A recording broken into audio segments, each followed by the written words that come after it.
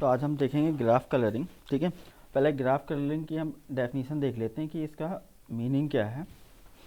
तो सपोज करते हैं, suppose that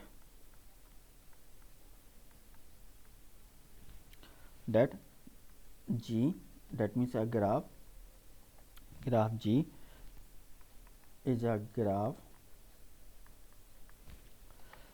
with no multiple edges.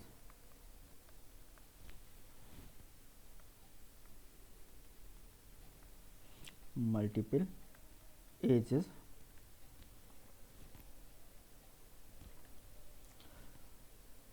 Graph colour का मतलब हम किसको कलर करेंगे? वर्टेक्स को। So a vertex colouring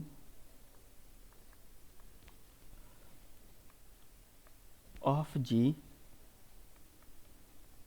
is an assignment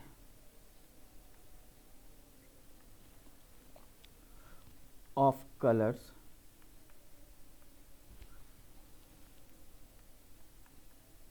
to vertex of G such that vertex को कुछ इस तरह से करना है कलर, सच दैट एडजेसेंट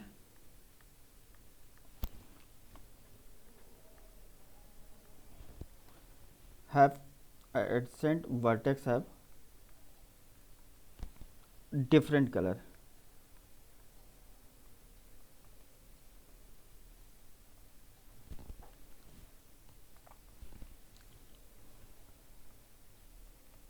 यानी कि आपको ग्राफ में कलर करने का मतलब नहीं, वर्टेक्स को इस तरह से कलर्स आपको असाइन करने हैं कि जो एडजेसेंट आपके वर्टेक्स हैं वो आपके डिफरेंट कलर में हो। ठीक है ना? तो जितने नंबर ऑफ कलर्स यूज़ होंगे उतने हम कहते हैं कि उतने कलरेबल ग्राफ हैं। जैसे फॉर एग्जांपल अगर मैं लेता हूँ कि a graph G is M colourable. M colourable का मतलब कि M number of colours use किए गए हैं। If there exist a coloring graph of G which use M colors.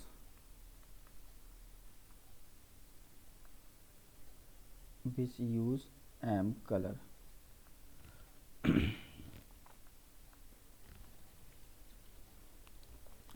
और अगर हमने एडिसेंट वर्टेक्सेस को डिफरेंट कलर्स दिए तो इसको हम प्रॉपर कलरिंग भी कहते हैं है ना?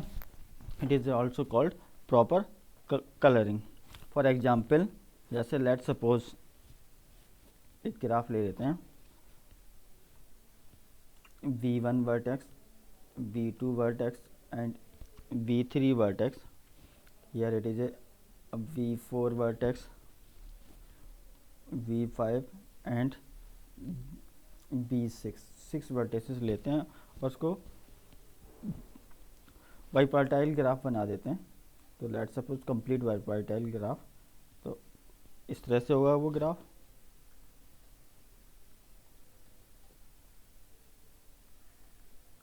इससे ये भी कनेक्टेड होगा, ये भी कनेक्टेड है, ये भी कनेक्टेड होगा, ये वाली, और वर्टेक्स V4 भी V3 से कनेक्टेड है। अब आपको इसको प्रॉपर कलर करना है। प्रॉपर कलर का मतलब यानी कि हर वर्टेक्स जो है वो डिफरेंट कलर से होगी। ठीक है? सो लेट्स सपोज मैं 2 कलर्स ले रहा हूँ, एक रेड ले रहा हूँ। अगर मैंने V1 को रेड कलर से असाइन किया है तो इसके एडजेसेंट कौन कौन से हैं? V4 है, इसको मैं रेड असाइन नहीं कर सकता हूँ। V5 इसके एडजेसेंट है, इसको मैं रेड असाइन नहीं कर सकता हूँ। V6 है, V6 को मैं रेड असाइन नहीं कर सकता हूँ। क्लियर। V2 को मैं रेड असाइन कर सकता हूँ क्योंकि V1 के वो एडजेसेंट नहीं है वर्टेक्स है। सेम मैनर में B3 को भी मैं रेड असाइन कर दूंगा, पर मुझे ये चीज़ भी चेक करनी होगी कि क्योंकि B2 को भी रेड असाइन हो गया तो कहीं वो B3 एडजेसेंट तो नहीं है। ठीक है। सेम मैनर में मैं आपका दूसरा कलर मैं ब्लू ले रहा हूँ। ठीक है। V1 को अगर हमने रेड कलर असाइन कर दिया तो V2 को मैं V4 को मैं ब्लू कलर असाइन कर देता हूँ। इसके एडजेसेंट B2 है, B3 है जो कि डिफरेंट कलर में। सेम मैनर में इधर B5 को मैं ब्लू कलर दे सकता हूँ कि B4 and B5 both are not adjacent. Same and B6 also not adjacent to B4 and B5। So यहाँ पर अगर देखा जाए तो कितने कलर्स की रिक्वायरमेंट हुई?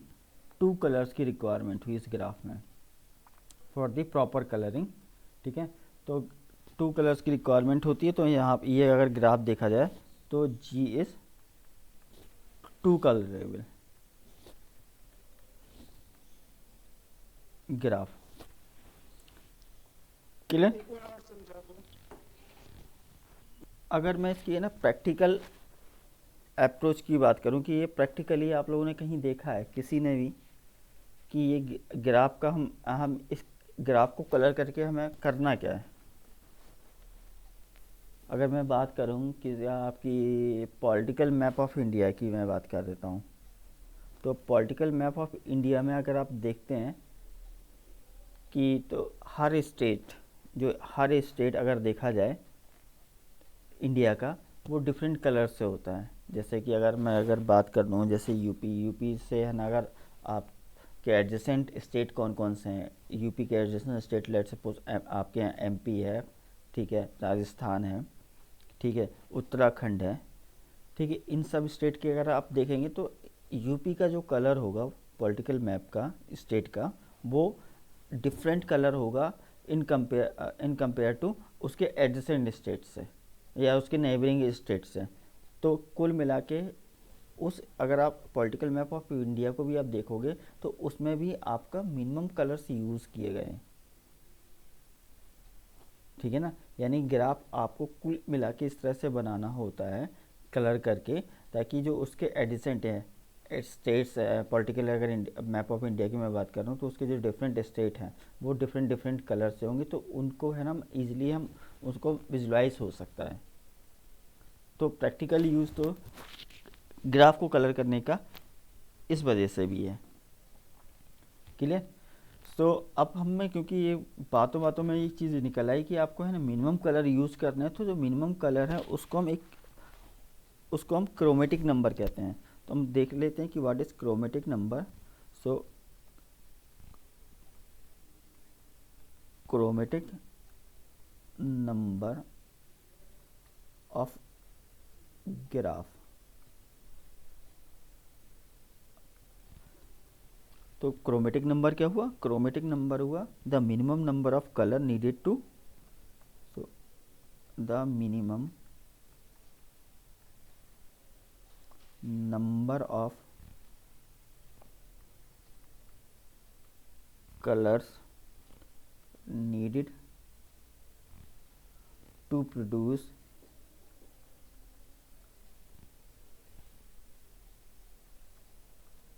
a proper coloring। Proper colouring का मतलब वही कि एडिसेंट वर्टेक्स है वो सेम कलर की नहीं होनी चाहिए।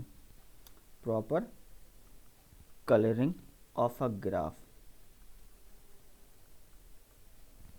G is called chromatic number।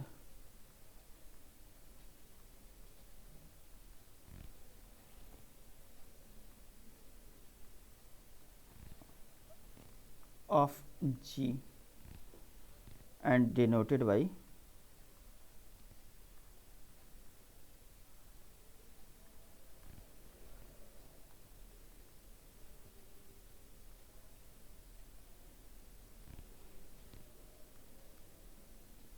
इस तरह से इसको डिनोट किया जाता है।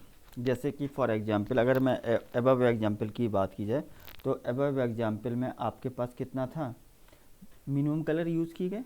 नहीं तो करने को तो हम यहाँ पे इसको रेड कलर से कर देते, इसको ब्लू कलर से कर देते, इसको है ना पिंक कलर से कर देते, इसको पर्पल, ठीक है। इसके अलावा हम हर वर्टेक्स यानी 6 वर्टेक्सेस हैं, 6 वर्टेक्स को डिफरेंट कलर से कर देते हैं, पर वो आपका प्रॉपर कलरिंग नहीं हुआ। प्रॉपर कलरिंग का मतलब आ, आपका है कि प्रॉपर कलरिंग का मतलब एक तो है कि एडिशन वर्टेक्स डिफरेंट कलर से होना चाहिए, और वो आपके पास क्या, जो मिनिमम नंबर ऑफ कलर से हम यूज़ किया जाए, जितने मिनिमम से मिनिमम हो सकते हैं। तो मैक्सिमम अगर देखा जाए तो मैक्सिमम 6 नंबर यूज़ हो सकते हैं, 6 नंबर ऑफ कलर्स यूज़ हो सकते हैं, पर मिनिमम अगर देखा जाए तो हमने जो प्रॉपर कलरिंग करने के लिए 2 कलर्स का यूज़ किया है। तो इस एग्जाम्पल में इसका क्रोमेटिक नंबर कितना हो गया, इसका जो क्रोमेटिक नंबर हो गया इस ग्राफ का एक्स जी इक्वल टू कितना हो गया आपका, वो 2 हो गया। क्लियर। तो अब देखते हैं एल्गोरिथम फॉर ग्राफ कलरिंग, ठीक है। वेल्च एंड पॉल ने एक एल्गोरिथम दिया है फॉर दी प्रॉपर कलरिंग के लिए, ठीक है। ये बेसिकली अगर देखा जाए तो ऑलवेज सम केसेस पर ये मिनिमम कलर आपको यानी क्रोमेटिक नंबर नहीं प्रोड्यूस करेगी, ठीक है। तो अप्रॉक्सीमेटली हमें ग्राफ का है ना आइडिया मिल जाएगा कि कितने कलर से हम प्रॉपर कलरिंग कर सकते हैं। सो इसके पहले स्टेप्स देख लेते हैं कि क्या क्या स्टेप्स हैं। फर्स्ट स्टेप में हम जो करते हैं वो पहले तो सारे वर्टेक्स को हैं हम डिक्रीजिंग ऑर्डर में उनको हम क्या कहते हैं, जिस मतलब डिक्रीजिंग ऑर्डर का मतलब है नहीं कि उनकी डिग्री जो है उसके ना डिक्रीजिंग ऑर्डर में उनको हम सॉर्ट कर देंगे। तो सबसे पहले हम कहते हैं कि order the vertices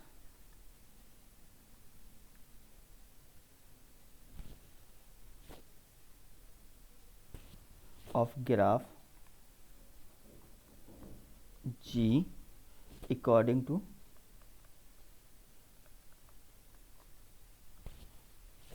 decreasing order।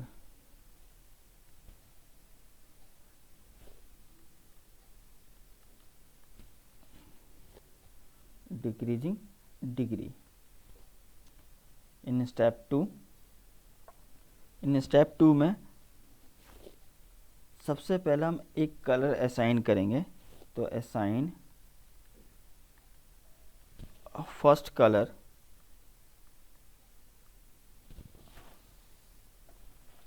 Late suppose colour को मैं C1 के लिख लेता हूँ, C1 colour to the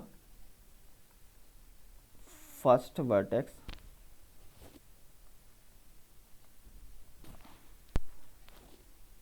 and then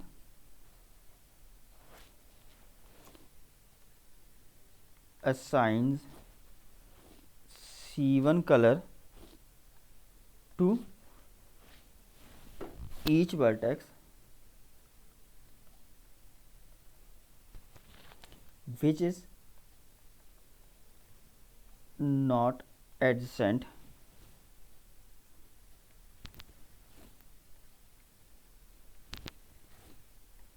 to previous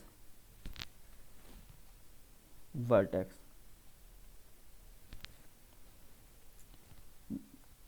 which was assigned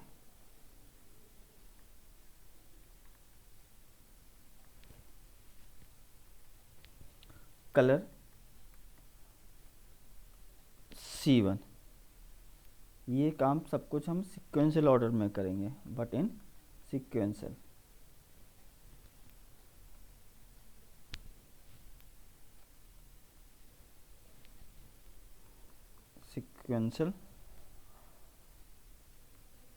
order. ये स्टेप 2 हुआ आपका। So it is a step 2 and step 3 में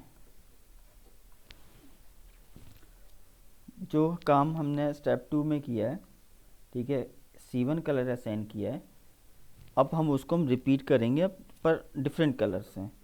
तो इसको हम इस तरह से लिख सकते हैं कि repeat step 2 with second colour.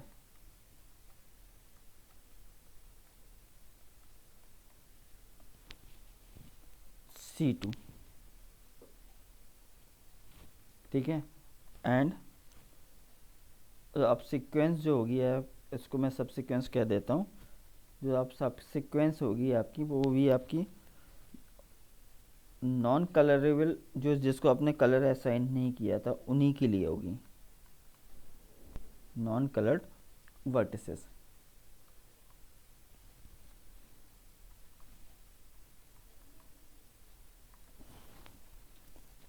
Same अब ये हमारा है ना,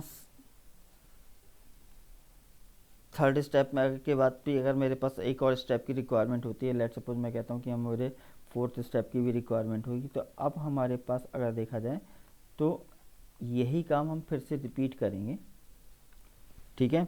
अब पर हमारा पास कलर्स कितना हो जाएगा, तीसरा कलर हो जाएगा। लेट सपोज मैं स्टेप थर्ड को अब फिर से रिपीट करता हूँ, ठीक है, विथ थर्ड कलर।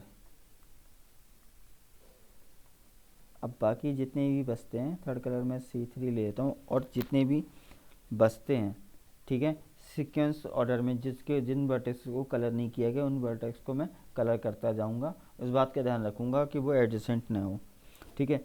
इसी में ख़त्म कर देता हूँ। देन मैं फोर्थ कलर ले लूँगा,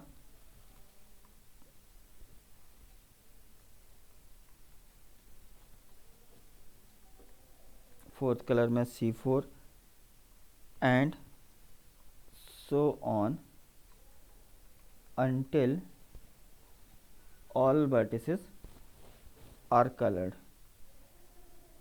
all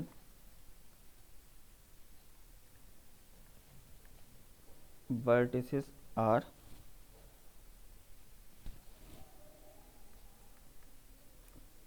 colored।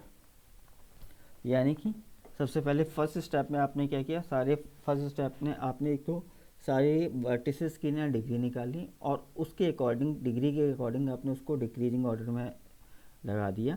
डिक्रीजिंग ऑर्डर में लगाने के बाद आप फर्स्ट वर्टेक्स को आप असाइन करोगे, और फिर इसके बाद वो फर्स्ट कलर आप दूसरे वर्टेक्स को भी अगर आप अप्लाई असाइन करते हो, तो इसी चीज़ का आपको ध्यान रखना पड़ेगा कि वो एडजेसेंट ना हो। इस तरह से हम सारे वर्टेक्स को कलर असाइन कर देंगे।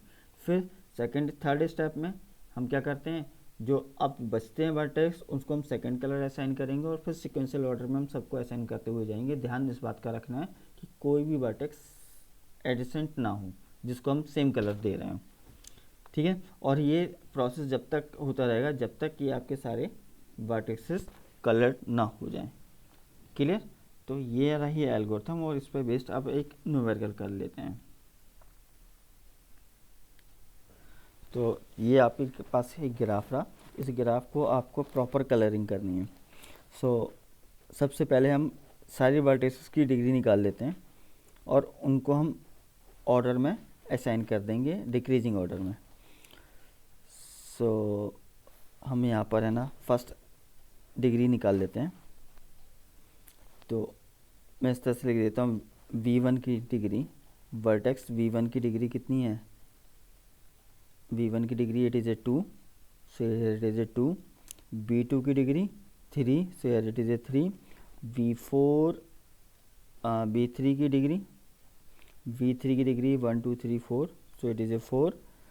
V4 की डिग्री कितनी हुई आपके पास, V4 की डिग्री 2, V5 की डिग्री 3, एंड V6 की डिग्री आपकी कितनी, 1 2 3 4, तो V6 की भी कितनी है, 4। इसको हम डिक्रीजिंग ऑर्डर में असाइन कर लेते हैं। तो स्टेप जो हमारा फर्स्ट था, अगर हमारा स्टेप फर्स्ट, तो ठीक है, इन डिक्रीजिंग ऑर्डर में लगा देंगे।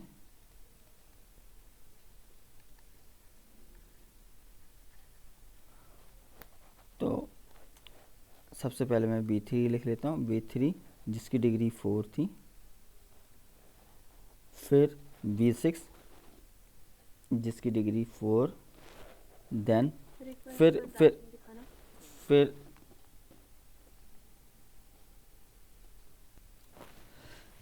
V6 के बाद हमारे पास B2 की डिग्री कितनी है 3 एंड फिर V5 की डिग्री कितनी है हमारे पास 3, V1 की डिग्री 2 एंड 2 है आपकी V4 की डिग्री, तो V4 की हमारे पास 2 है।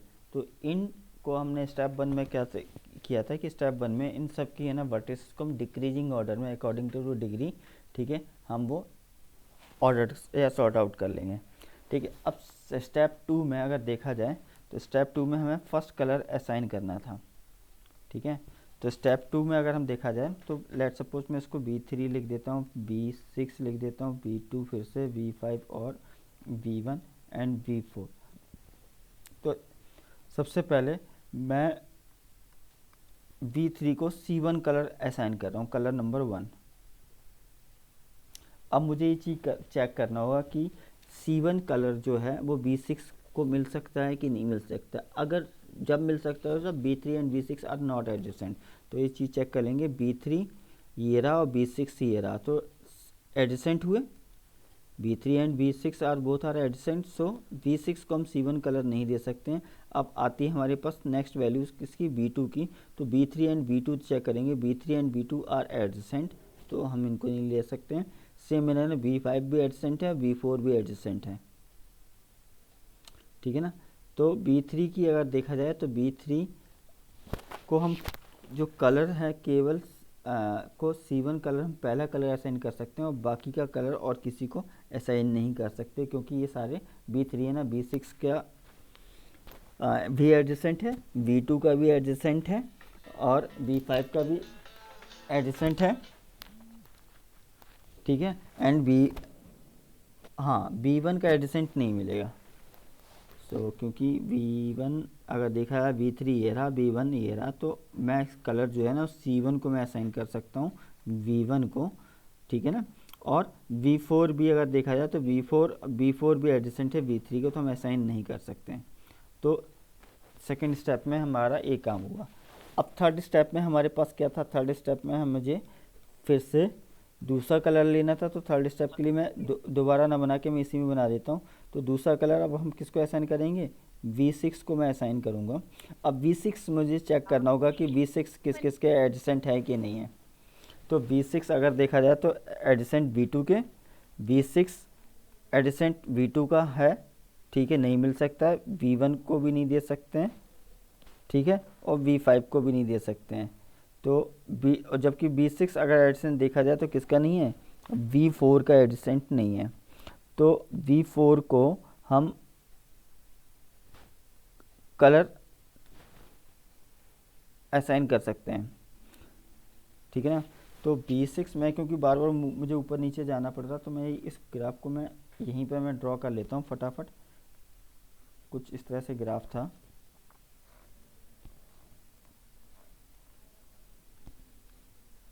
ये रहा ग्राफ।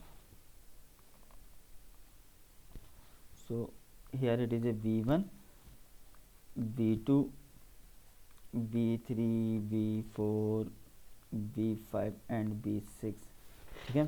तो हम B6 की बात कर रहे थे। 6 सर कॉलेज की बहुत याद आ रही है सर।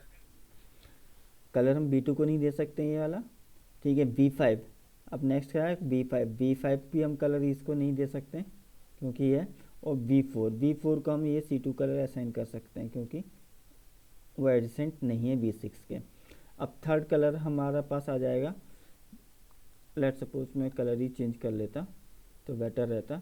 तो थर्ड कलर हमारे पास है लेट सपोज C3 कलर हमने अगर B2 को असाइन किया तो क्या हम B5 को दे सकते हैं, हाँ यस दे सकते हैं बस। तो C3 यानी कि 3 कलर से ये हम ग्राफ को प्रॉपर कलरिंग कर सकते हैं। लेट सपोज अगर मैंने इसको येलो कर दिया होता, C2 हमारा येलो हो गया होता, तो ग्राफ को हम कुल मिला के इस तरह से कलर कर सकते थे कि C2 यानी कि 6 वर्टिसेस को हमने दिया येलो कलर एंड B4 को येलो कलर, ठीक है। ग्रीन कलर हमारे पास है B2 एंड B5 को, तो B2 एंड B5 का पास ये कलर है, और ब्लू जो कलर है हमारे पास वो कलर किस किस के पास है, B1 के पास एंड B3 के पास। तो कोई भी एडिशन वर्टेक्स आपकी ना सेम कलर की नहीं है, डिफरेंट कलर की है, तो it is A proper colouring हुई इस ग्राफ की। और मिनिमम नंबर ऑफ कलर्स कितने हुए, वो आपके 3 हैं। So hence it is a chromatic number, इसका जो मिला वो कितना मिला, 3। तो आपके पास न्यूमेरिकल इस तरह से आ सकता है कि आप ग्राफ आपको दे दिया जाए और आपसे बोला जाए इसका क्रोमेटिक नंबर फाइंड आउट करो। तो इस तरह से आप एल्गोरिथम को अप्लाई करके निकाल सकते हो।